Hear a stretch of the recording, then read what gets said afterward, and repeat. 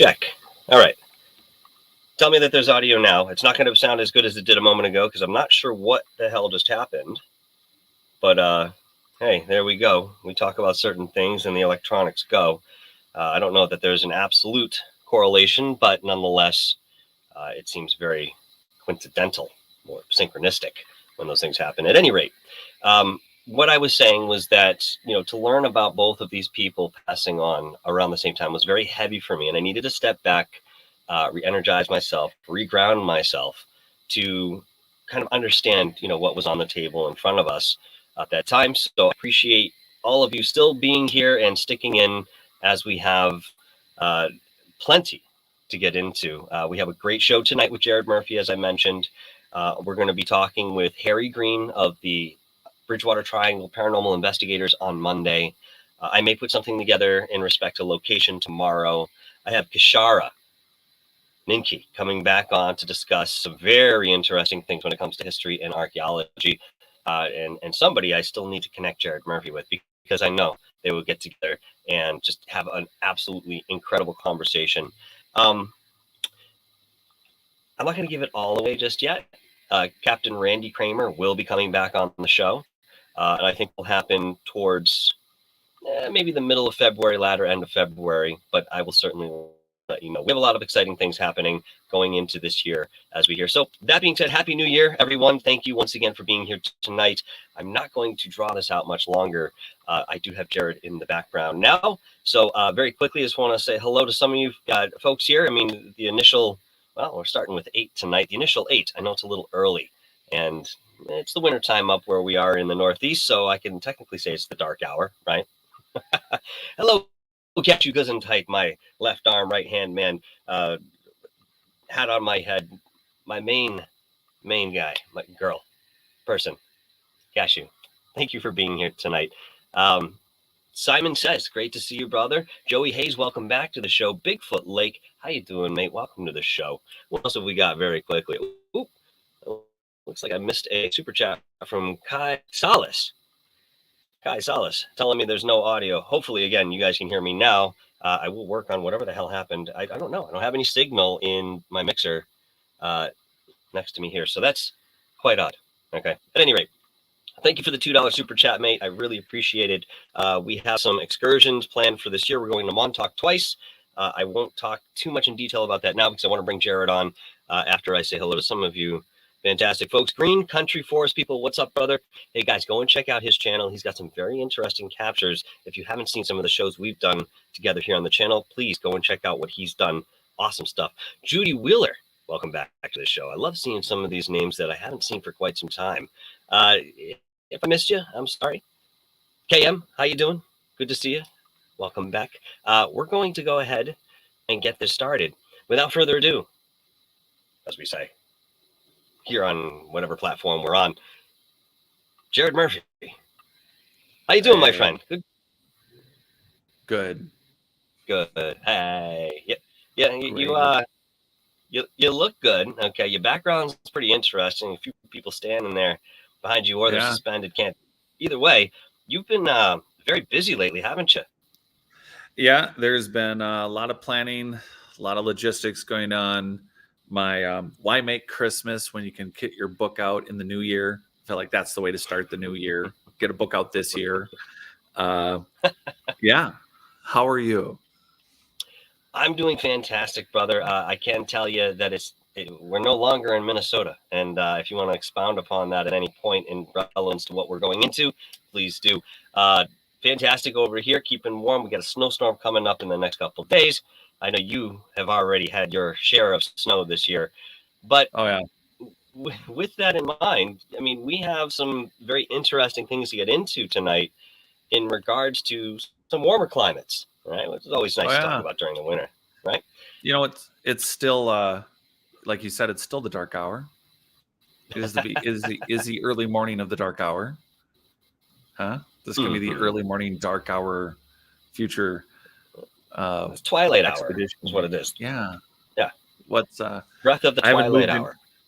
Yeah, there's no sparkly vampires where I live now. Hey, listen, you're always welcome back to Massachusetts. We'll head right up to Salem. We'll pick you out a few that work out for you? Yeah, the movement, it has been. I'm my first full week officially. Yeah. So for everyone joining us, thank you. It's great to see everybody that is joining us. And of course, in the future, for those of you that download and watch it on the backside, thanks for watching. I am now in Utah, and we, I guess, as you kind of teed that up, are planning a pretty large investigation from paranormal to ancient engineered soil, and we're looking at being in Belize this year. How much should I say? That's the drop right there. Well, I mean, that's going to be up to you, Jared. I mean, we have some plans. We've gone into detail about what we might be doing, but why don't you just give everyone a sort of general overview of what we sort of have planned? And yes, I think the paranormal element will be there. I think for me, it might be a little bit more peripheral, because what we're looking at doing is something so significant in respect to perhaps other people not having that opportunity. We might just get caught up in the archaeology end of things. So, well, dust on the morrow, we shall endeavor. There is an expedition that we are planning, Michael and I, and there is a very large, patch of land that we will be investigating for the existence of the Mayan civilization. That isn't our core focus, but this is what, if I say Belize, you think Belize or Guatemala, but the Mayan Empire did not have those boundaries. And Belize is significant in that it's right next to the Atlantic, and you have Guatemala in a very short trip between the two. So what we have are many known sites of Mayan civilization. We have the Guatemalan LiDAR scans that we've talked about in the past, with over 60,000 structures found just a couple of years ago. And they're still, doing that investigation, finding buildings. But we are going to an area that is, for the most part, suspected to have buried pyramids, maybe 2 or 3. It also is significantly populated with terra preta, the engineered soil. Mm-hmm. There are significant pottery shards, and the idea is to, what Michael and I are pretty excited to tell you guys, is we're going to be bringing down a very wide band of people's experimental knowledge, from paranormal to archaeological, megalithic, and we will be trying to locate these suspected pyramids. We'll be droning, doing some LiDAR work. There's some really great people coming down, and I can't say who they are yet because I don't know how much they would want anyone to know.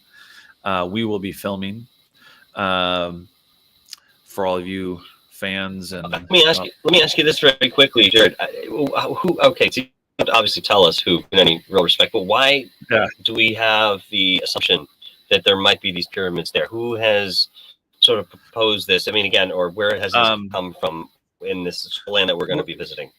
So the generous landowners that are allowing us to go down and do our investigations, this is right in the heart of Mayan civilization. There are pyramids literally to the left. There are pyramids to the right of this property. And it's right at a very pinnacle location to what would have been Mayan trade on the Atlantic. And we're talking an area within the Mayan Empire that goes back 3,000 years. So there's been explorers. However, from the topography and of the maps that have been just done, there are some suspect locations. And one of them, a lot of people, and I guess this would have been one of those show prep things where if we had said, hey, right when I'm going to talk about this, we should bring up one of those astrological doorway pyramids in South America or Central America, this would be exactly where we should have put this. Just future notes. But the pyramid that were one of the buried mounds, and the reason it's suspect is because there's only so many mountain ranges and locations of high ground in Central and South America, and they know where those are. This area is suspect because there isn't a mountain range where one of the mounds that we're going to be looking at is almost 1,000 feet tall. and it is overburdened. It's likely it's a buried pyramid, because it's not an area that there would be mountains of any kind. So the only thing that makes that kind of a big of a dirt mound are buried pyramids. And what I'm very interested in is if it's one of the large ones with the astrological, the doored, higher peaked pyramids, is that if it hasn't been excavated, we're looking for megalithic. I mean, there's a lot of things we're looking for. So just for everyone listening, this expedition is exclusively, something, obviously for everyone listening, it's something Michael and I are doing. There are other people participating, but we will be going down to do a lot of experiments, including there's been energy on the property. The owners themselves have literally, people have run away while one of the owners explored like a real consistent reverberating sound that was just coming from the ground. So it's not just that there's pyramids or like piezoelectric terra preta. There are other structures, and there's ancient structures, and this is in an area of the Mayan Empire that goes to what we know of as the beginning, the 3,000 year range, and older. So this is an area that, for whatever reason, just like all the tens of thousands of buildings being found in Guatemala and literally all over South America, this is just one of those overlooked areas, despite there being pyramids literally surrounding this property. But this is a vast section of land. It's over 6,000 acres. So we're pretty excited to do this. I don't know. Jesus. How are you feeling about it? I'm feeling analytical, I think, in certain respects, because 6,000 acres is so much land to cover. But I think with some of the equipment that we may be able to garner, and the fact that we're not just going out there to poke around the soil, we're actually looking to survey to a certain extent. I think we might find a little bit more than perhaps we initially had expected, because of the approach that we may take here. Now, I understand that we're still talking about this. We're forming some of the more intricate details of the trip, but we have a lot going on the table in front of us now.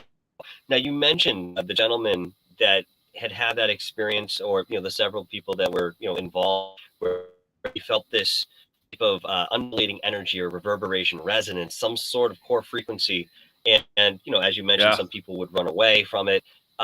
One individual stayed to kind of follow or chase after it, in a sense, right?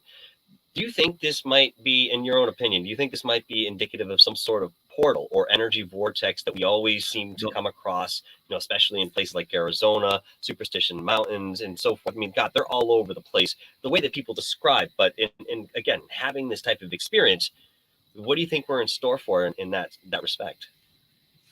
I'm super excited, because it's a chance for you and I equally to. I really feel like you're dialed in and tuned in some of these areas where I'm not, and I do have experiences, and I think this is the kind of energy, location, and place, and the antiquity of and the terra preta being present, and the location. Everything about it kind of screams to me that you and I are both going to have an experience that might overlap, or be just like, are you hearing what I'm hearing? And I think it will be very much, just fascinating. The electromagnetic. Look, I'm hoping I have the camera. Well, there are people who are going to be filming, but I'm hoping to catch your reaction if we run right into this. I've been able to do a lot of prep has been going into this, folks, like maps and topography, and we know where we're going to find these things. And when we say over 6,000 acres, it's actually probably over, the whole property is over 7,000. And the road that's being built in, it basically, we have significant amounts of exploration to do within the jungle itself. We have to cut some paths. This is a true expedition. And I don't know, what are your thoughts on, we're going to have electromagnetic equipment, and we're going to be able to follow signals. So what happens when we experience something that they experience, and all they can do is feel it? And we're going to be stuck between that, how are we plugging into this broken, ancient field of adapted technologies? I mean, how are we going to like experience and also like try to look at the meters at the same time? I mean, I feel like we're more aware going into this. Having, two sets of eyes between us and of course, whatever other eyes are going to be joining us in respect. I mean, I think we have a better chance to have, simultaneous experiences where we're having the right brain end of things, where we're feeling these again, experiences, and yet have some sort of equipment rolling that may or may not be able to measure some of these fields. My issue when it comes down to trying to quantify some of these ancient technologies or fields that are left over, natural or otherwise, is that I sometimes wonder if we have the appropriate sensitivity in respect to equipment to actually detect some of these frequency pockets, let's say, may sit in one matrix band, right? And then they're just going to sit inside this band. And if we don't know what that frequency composition is, for us to quantify it initially, if we were able to sit in a place like where we're headed for a year or two, we would have a lot more of an opportunity to try and define that sort of thing. But because we're going to kind of compact quite a bit into this excursion and what we're using in terms of the vision, I think that we're going to be delightfully surprised by what we actually do garner in respect to experience versus evidence.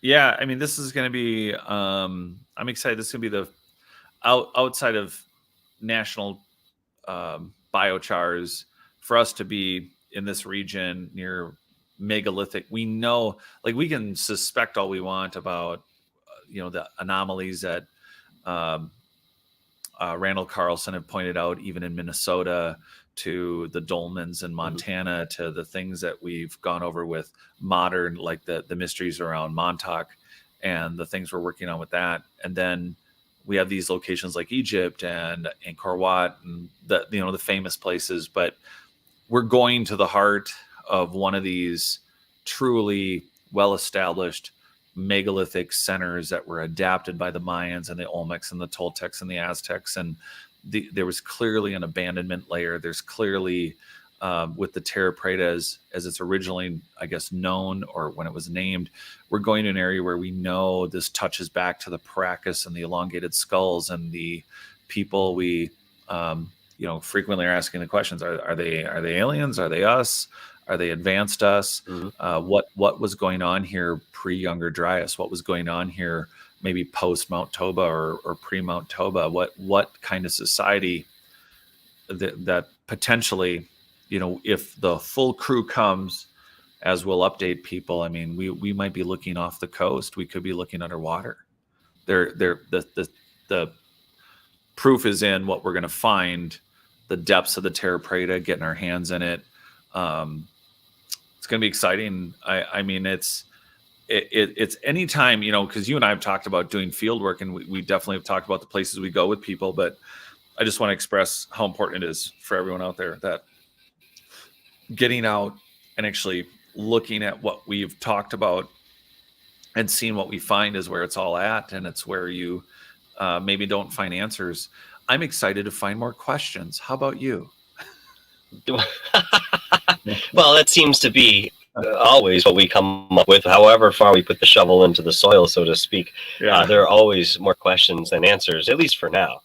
But you mentioned something interesting that brings me to, I think, my next question that I'd like to ask you, and that is that, there were other civilizations there other than the Mayans. You have Toltec, you have the Aztecs, you have these other civilizations that, were there in certain periods of time and so forth. How likely, again, this is purely speculative because, we have yet to get out into the field. How likely is that these undiscovered pyramids that we're after may have actually been Mayan? Or do we have reason to believe, where it's sort of situated, that it might have been another society altogether? Yeah, so for sure. If for anyone, and for those of you listening, you can do it while we're chatting, or you could do it after. If you look into Belizean pyramids, you're going to find, you'll find classic examples, just like with the Aztecs. You'll find these small stone, or there can be decent sized ones, but you'll find that the Mayans are building with very manageable blocks that one person or two people could lift pretty easily. But just like in Mexico, just like in all the other locations, you'll see uh, a giant megalithic block that has clearly been repurposed. It's not that they're like, hey, we're short 100 blocks to go in the middle of, Teotihuacan, where there's like a giant megalithic step system or megalithic architecture with maybe like a stone sculpture. And what you see with the Mayans is they've come in, and it's not, oh, hey, I'm sure in some cases it happens where they find there's a giant stone. We'll just incorporate it into the building and we'll carve something on it. But I think a lot of what you'll see in the ruins that are accessible already as tourist sites in Belize, you'll see the little small blocks that are built everywhere. And then you'll see maybe bigger ones, but then you will definitely see megalithic construction that has been recarved with Mayan princes, lords, kings, gods, serpents, whatever. And it's clearly something that was maybe part of a larger or different construction.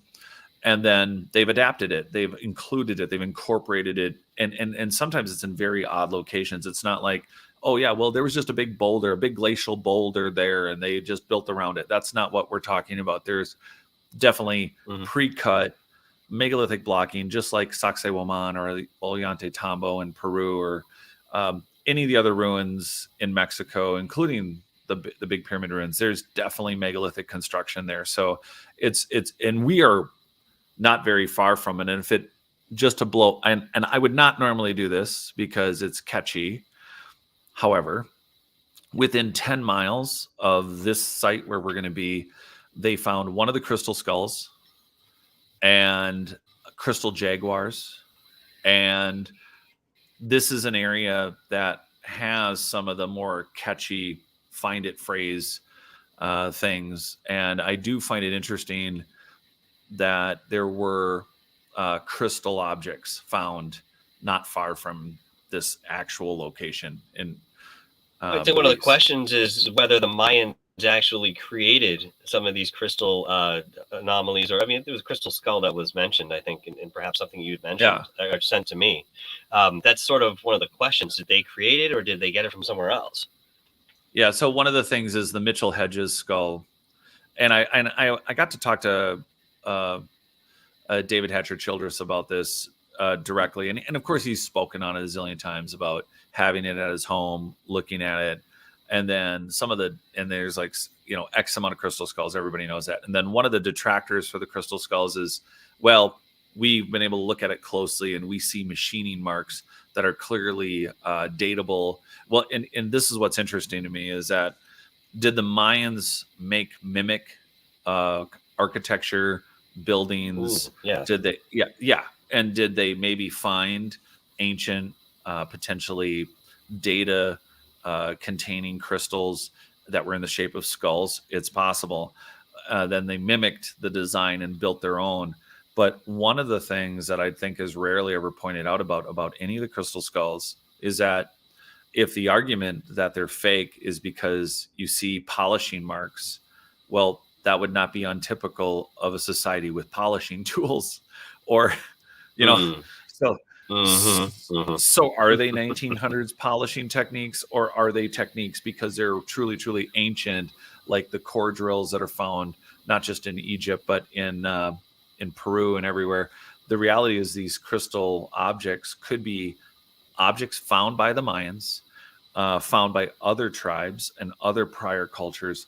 And then the Mayans, incorporated them into their culture. And these could be even more ancient. And then, they also may have went, hey, crystal skull idea, good one, let's make them. And so they could have been manufacturing them. I mean, where we're going was a site in some periods that are, they were doing molded whistles. They were doing a lot of pottery exports. But I find it fascinating what they say they know. And it's mind bending when they have no pages of the book. And there's there's like almost no written record of anything, and 90 something% of the constructions of this society are still buried in the jungle, which is not a natural jungle. So it's super fascinating with the crystal stuff.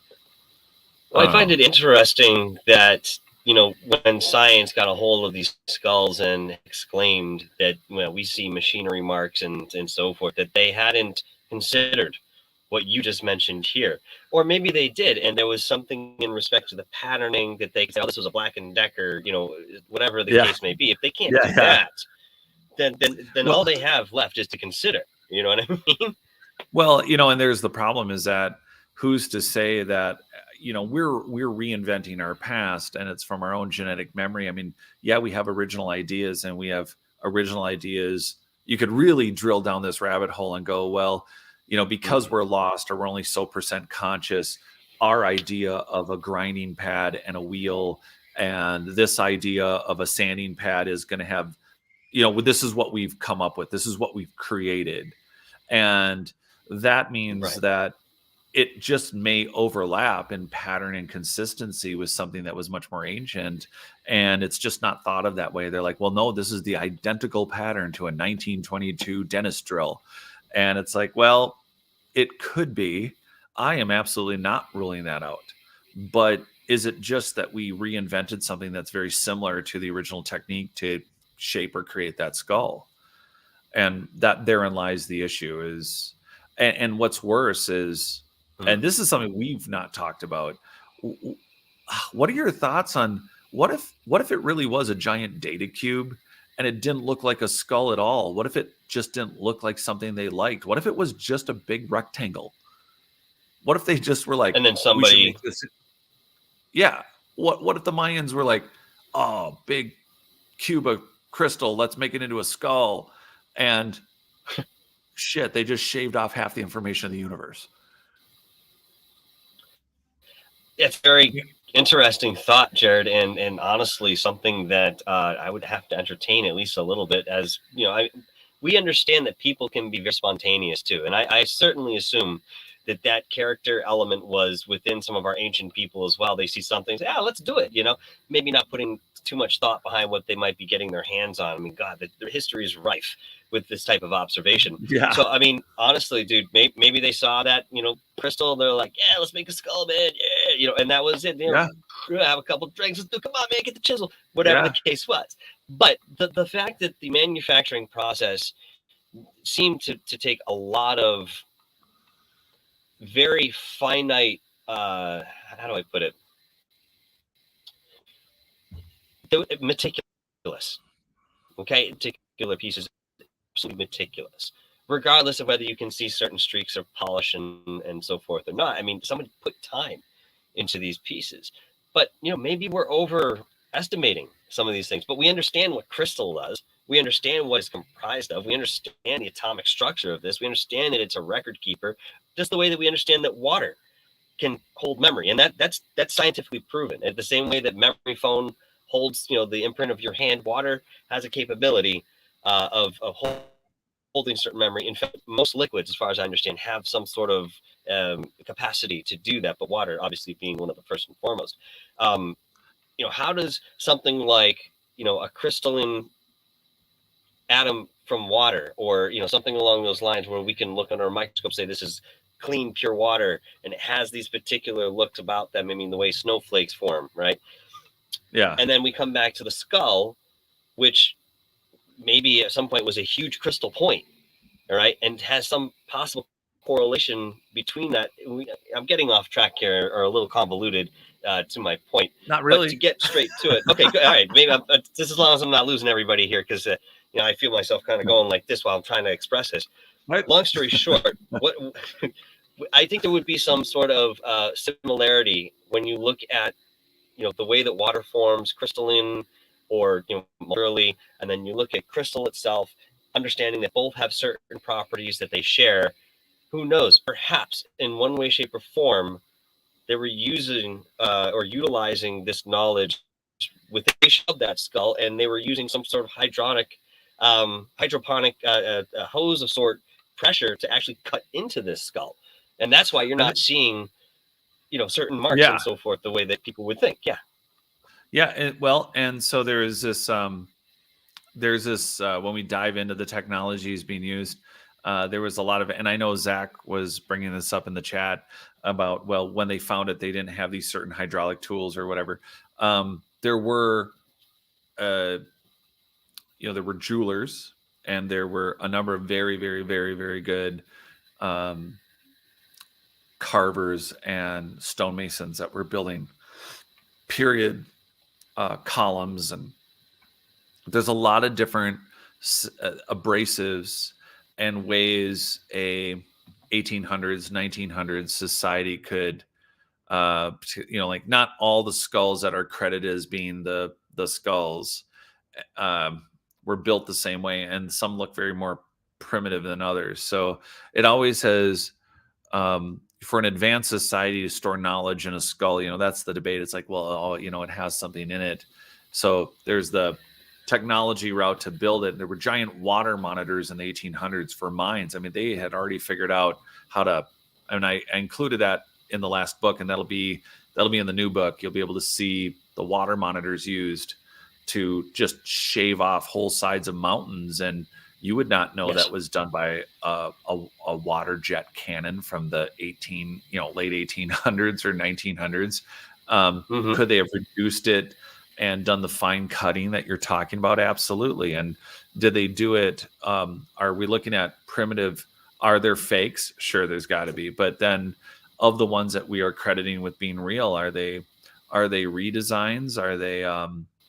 Are they again taking what was once a really nice cube of information, of storage information that was part of some technology system, and then they're like, well, skull size, let's make a skull?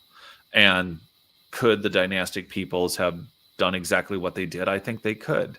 I mean, I think there's always artists within, there's expert levels. So there's a lot of different, I have a lot of curiosity myself with any time humanity does anything. So like the dynastic Mayans, like what they did and how they did it, it's fascinating. It's interesting. I just want to keep digging down to the layers, because I just hate being 10 to 15% conscious. I'd like to look at what were the technologies and what were the things we did and used, but how do we get back to being fully conscious, not just in a dream state? See, I digress. We can talk about crystal skulls. No. That's fine, because you've put me into a path going right back to where we started here. We talk about crystal skulls, and we talk about other artifacts that we found that seem to have some sort of incredible, overwhelming significance, whatever that actually may be. All right. In the same breath of the word, I still think it would be very interesting to walk onto that property in Belize and find pottery shards or other utensils or something that people use in their everyday lives. Do you think that we might come up against something like that within our digs out there? Well, so they've already found spearheads, pottery, like the crushing, for like crushing maize, and they found period stuff. Yeah. And when we say like the Lost City of Z, when Colonel Percy Fawcett was surveying all of Brazil, he's like, well, everywhere I went in the jungle, there were pottery shards, like everywhere. And it's already been described to me that everywhere you walk, there's pottery shards. And it's a common trait of dynastic used terra preta, that when they went in and started farming again, for whatever reason, there is a dynastic way that they did terra preta, but you're going to find pottery shards the entire way down. And is it 10 feet deep? Is it 12 feet deep? I was going to say how deep. Yeah. Yeah. And that's one of the things we got to find out. And before we get any further too, I just read Zach's thing about he's usually wrong. Sometimes I'm wrong. Actually, usually I'm wrong.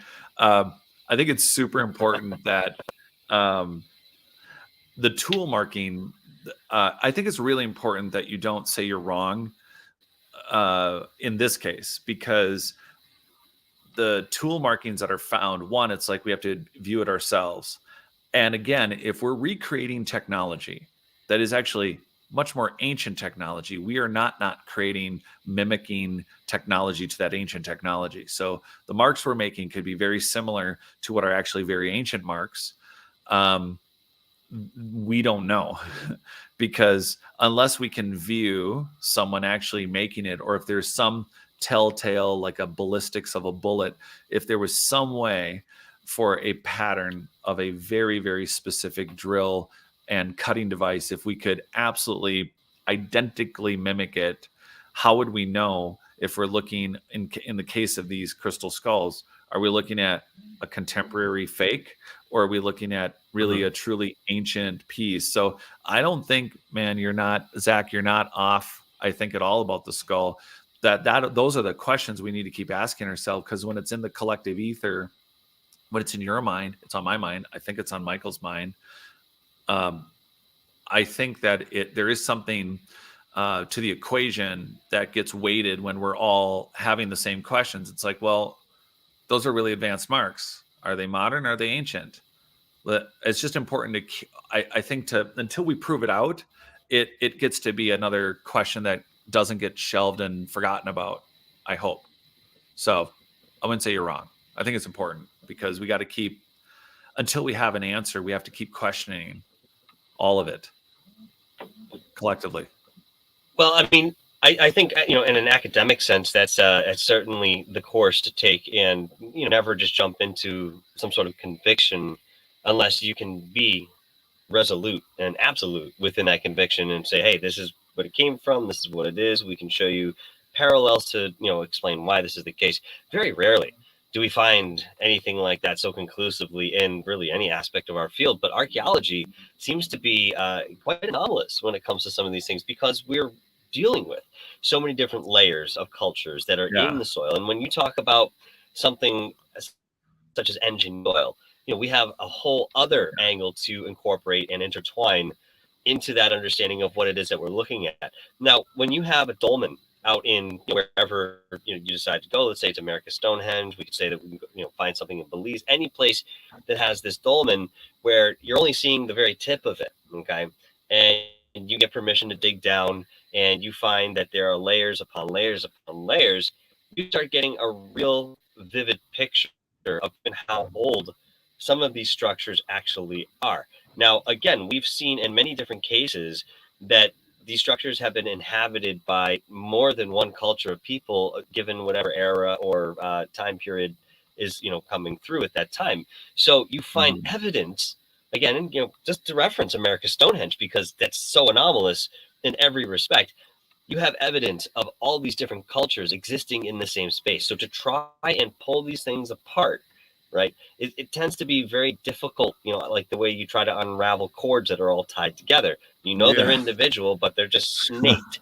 You know what I mean? Yeah. They're correlating, but they're just kind of glued together in so many senses. When we head out to Belize, it's one thing to look at, some of this that's on land. Okay. Is it possible in the area that we're heading, okay, that some of these civilizations could have extended out into what is now oceanic front? Yes, and that's why I'm really hoping that the people who have considered, there's a group coming that may be doing the underwater. We haven't talked about that end of things. We didn't mention that at all. Yeah, and so this is kind of the rubber hits the road for us when we've talked with everyone, and you guys have heard us talk about how the coastlines now are not what they would have been 70,000 years ago or 50,000 years ago or 100,000 years ago. And if we're talking about large megalithic building, 100% conscious humans, their beach is sometimes miles out in the ocean, or maybe just a few hundred feet. And then you're still dealing with dynastic stuff, like in Egypt, in the Mediterranean, you have a lot of Alexandria and a lot of other Greek, and the Mediterranean is just filled with, and so is Belize. You have stuff that's right off the coast that is very much contemporary, last 2,000-3,000 years. So the question would be, when that gets explored, when we are, because we are the swatch of land we're looking at is so large, it's right on the beach, and it is near many islands with many pyramids on it already. So the question is, what and there's a lot of weird, again, energy anomalies. But what's in the water? How much of the soil, Hmm. how much of the sedimentary, what's there that we're going to see that's large block and pyramid like? And that is something I'm hoping that the underwater team does come and can do that. At Now, least there have this. been many. Sorry, go ahead. No, just that hopefully they can come for this round of what we're doing. Now, there have been many theories out there as to what the pyramids represented. And of course, when we talk about pyramids, most people gravitate right towards, the pyramids of Giza, right? Some of the most popular pyramids. But then there are Aztec ones, there are Mayan ones, and they're all over the place, by the way. Okay.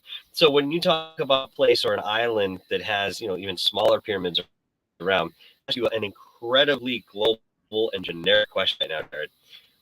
What is significance in the pyramid shape, given what we understand about ancient cultures who all seem to have some grasp on this particular geometry? I'm in a mood where I just want to say stupid things. So I'm going to resist that. Yes, no, I mean, I got you, but I think this is something. I think this is something we should explore real quick. We got the biggest pyramid. How about you? Keep building higher, Ahmed. So we have this. So there's layers to this onion. The first layers are, hey, how about all the dynastic worshiping, all the dynastic uses, whether they were not tombs or tombs. They're really big structures. There's clearly this work going on. We know they're not tombs. What was that? They weren't tombs. We Right. know they weren't tombs. So there was dynastic, there's belief in the dynastic histories that we preach are that they're worship temples, that they're something to do with the gods, that there's something to do with star systems, because no one had anything to do. And they're like, you know what we need? A giant map of Orion. We're just that bored. I mean, it's something like that, right? We're just, you know what? Hey, are you worried about eating tomorrow or growing some food? No, I got an idea. It's going to occupy tens of thousands of people, and for a lot of years, we're just going to build a really tall, pointy thing. So it's just the lunacy of it. Anyway, sorry. Again, digressing. So, shit, we do the same thing today still. Right. So there's the Russian. So for everyone to recap, for you don't know, there's been a Russian researcher for years where they've experimented with energy gatherings, with seed, and they've done experiments with putting seeds in pyramids of different sizes. It doesn't matter the material. The shape seems to have something to do with it. On certain points of the earth, on ley lines, you have the Giza pyramids. Mind you, there was more than what's there, but of the ones that are 8-sided, there are at least 2, Menkaure and the Great Pyramid. And then they're certain size and reference to the size of the Earth, so it does have to do with energy, vibration, and not just esoteric. But is it part of a worldwide global system of constructions that have to do with safety of the planet, energy, communications, maybe re-energizing or refocusing or tuning the human body, or there's a lot of theories, but a lot of different layers to pyramid technology seem to have existed prior to the Egyptians, the Mayans, the Olmecs, the Toltecs, the Aztecs doing their thing. And you have megalithic Japan, and there are other places where pyramids may have been wiped out or underwater off of Cuba where they exist, but they're drowned. And so are these pyramids, in their most ancient constructions, were they once coated with materials and technologies, and were their purposes what appear to us to be so advanced that they look organic in nature, that we're looking for wires, we're looking for a car, we're looking to lift a hood and see an engine, a computer, something that makes sense to our eyes. But if they really had meshed and understood toroidal magnetic fields and the universe and the systems that they are also dovetailing, I think, customized human genomes and what we consider natural systems. We're looking at pyramids that were tuned and operating on what looks like no technology, and in reality are using low base frequencies that are literally the vibrations of the planet as it travels through the. I mean, there's a lot of digression we could go on this, right? Am I going too far down a rabbit hole?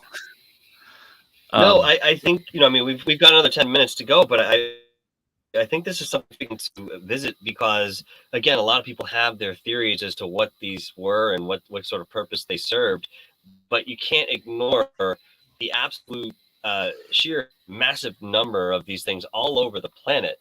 And, it's sort of it's good to revisit what these are in respect to why we might actually want to find them.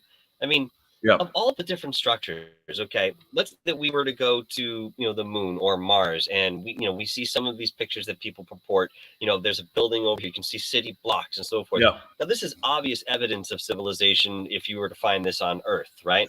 So, yes, you find purported pyramids on, Mars as well. I think there's maybe some people that have brought that up on the moon to some degree. I'm not as familiar as I am with what Mars is, but within that, it seems to be a central hub of some sort of society. And, for all intents and purposes, if you're not, creating some sort of labyrinth within these things, which some of them didn't necessarily have, they just had single rooms and, certain levels that would go up and down. They didn't, it wasn't as ornate and intricate as perhaps the pyramids of Giza.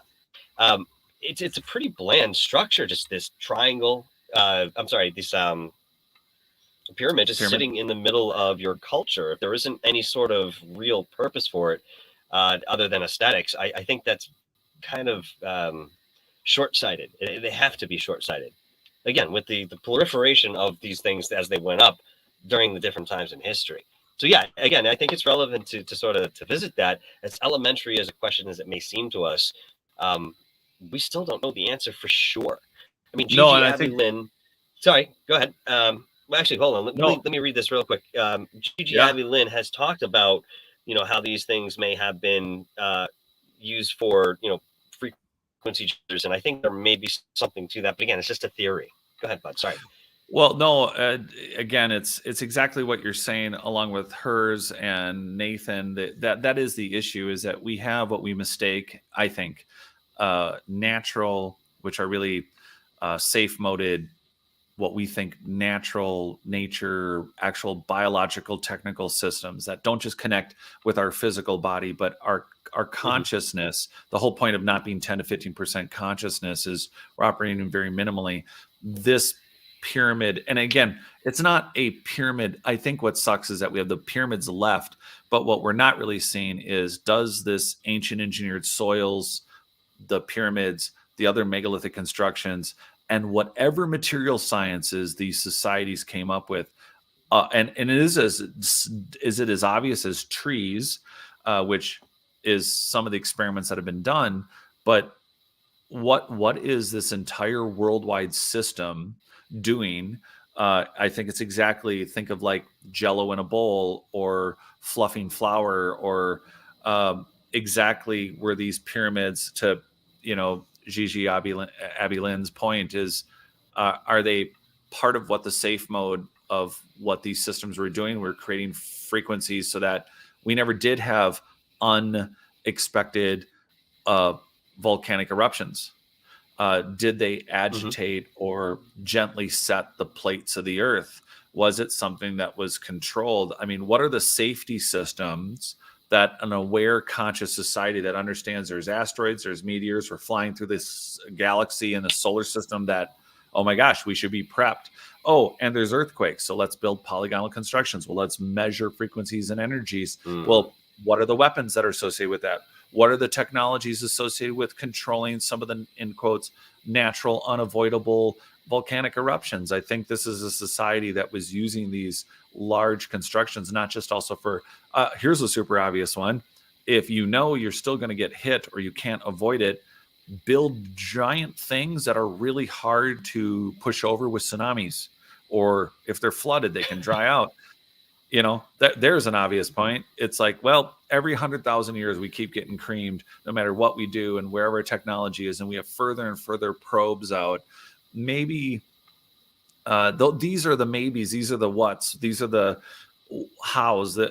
Why were they building like this? There's so many more questions than there are answers, and the blinders are unnecessary for these really small people that.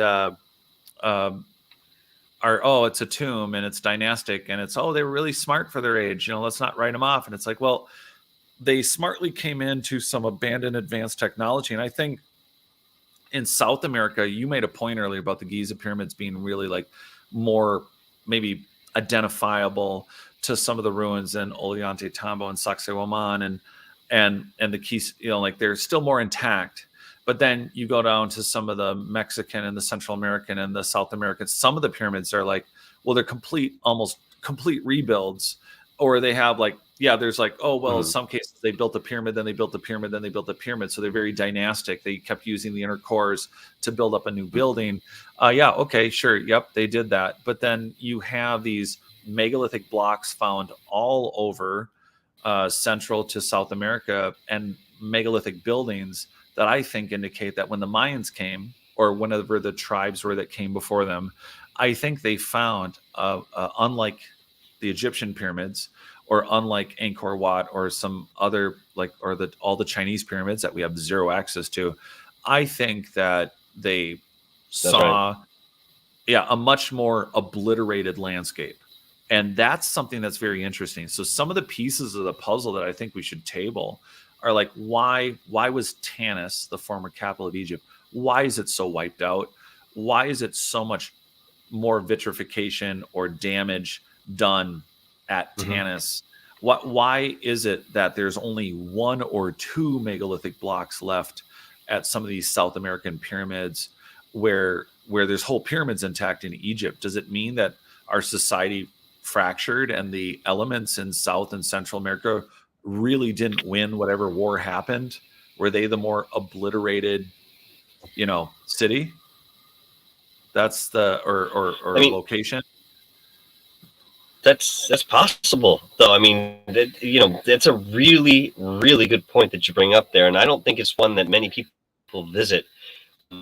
Looking at these different locations and trying to ascertain what the initial state of were when it was first discovered, again, is a very important aspect of what we're trying to research. Now, we are at the end of the show, unfortunately. These things never run long enough, do they? Well, maybe we can change that sooner than later. But before we go, you have to tell us a little bit about your book rewrite. Okay, I know a lot of these wonderful folks have been kind of following you, and they have a lot of love for you. And I'm sure they're interested in knowing when this new updated version of your book will drop. What do you have for us, Jared? I thought it would. I thought we'd be there. So I thought we'd be there for Christmas. Didn't make it. We are very close. I have a meeting about it on Friday, and we're very close to publication. We'll be in color. It is very much updated, but also it's very it's fun that I can offer it in hardcover and paperback, and it will be hopefully available here by the end of the month.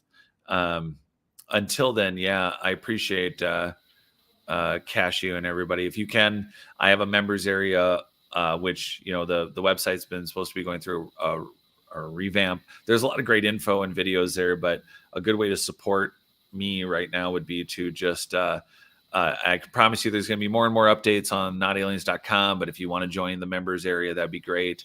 There's a lot of different ways to do it, $7 to $35, but for a year, I think. And so, it's like, well, there's a month thing for a $7. Otherwise there's like $35, $39 for a year. But right now the book is really coming together. I really hope I can promise you guys a show next week where I can tell you it's in the hands for final review and publication. Actually, that there's a pre-meeting for that on Friday. There's a following meeting on Monday, Tuesday. So we're actually at that. We're almost to that deadline. So thanks for having fantastic. It's a couple minutes on that. It's certainly some time coming, and you don't know it yet, but you're giving me a copy so I can read it, and we can sit down and discuss this at length. on one of these Yeah. shows, because I think people are really going to enjoy what you have to offer in this rewrite to, whatever, a revision, of course, but it's with added information and, bolstering, Yes. what you've already had within the book. And, I think it's awesome that you're going to have that hardcover copy. You're going to have paperback available possibly, Yeah. but this is going to be a very wonderful read. And certainly folks who are joining us tonight for the first time, I implore you to go and check out notaliens.com and keep an eye out for this book, because it is coming very soon. Yeah. Now, Don't buy that, Jared, please, people. Don't buy the go ahead. $170. Oh yeah, don't buy the $180 Skype or the one that's out there. Don't buy that. Wait for the new book. Which is the funniest thing I've ever heard. An author say, "Don't buy my book. I'm writing another one." But this is Yeah. there's a reason for it. Right? Yeah. All right, Jared, I'm going to take you off for just a moment. I'm going to close out. You know what to do. But thank you so much for being here tonight and talking to us about Belize and some of these pyramids and ancient structures that we have been aware of and that we're going to discover going forward here in this year. So thank you so much, bro. Thanks. And thanks everyone for joining us and watching this in the future. Cheerio. Now, I understand my audio kicked out in the beginning of the show, and I have no idea if anybody heard the intro that I laid down there. So there were a couple things that I had mentioned that I find that I should reiterate very quickly here. The first one is that the Montauk Project documentary is still in the works. I have a lot of people that have been involved in this. It's taking more time than I thought it would, but that's okay. We're being much more comprehensive and thorough given what we have on the table in front of us at this time. So I appreciate all of you hanging in there, and certainly stick around, because this is going to be absolutely incredible what we've been putting together. I'm having an absolute blast looking into some of this information, and what I'm finding in terms of corroboration of what we've already known and suspected. There's something here that I want to show you. So keep an eye out for that documentary. More than likely going to be released by the end of this year. Okay. In addition, another thing that I had mentioned, and again, I don't know if this was expressed given whatever audio issues I was having at the moment in the beginning of the show, we have lost a very dear friend of ours, a fantastic moderator, Cora Log, has gone off into the ethers. Now, I did put up a little musical tribute to her. You can find that on the previous show. And although it's comprehensive for what it is, I released these tracks because Cora was a big fan of DarkHour Paranormal and, of course, the music that I have put out. And I wanted to contribute in the best way that I could, in a personal way. And so I've released these particular songs that I created in the 90s and recorded in the 90s. And I have those copies and was able to mix them a little bit and create this particular tribute. So if you're interested, please go and check it out. I'm not so much concerned that you listen to the music.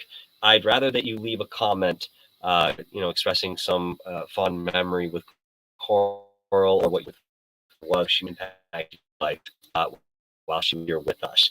In addition, I learned that Carrie Arnold had passed as well, and that was something that I was not expecting to find just at the same time that I was learning Coral had passed. Both were very sudden in their own respects, but I certainly want to say that my heart goes out to the families of both these individuals. These are the four. I've lost four this year. Very close people. And I know that's just life. But you know what? We have to talk about it, and we have to acknowledge it. We have to express how we feel about that, and that's what I'm doing at the moment. In the meantime, I will be back on Monday, if not sooner.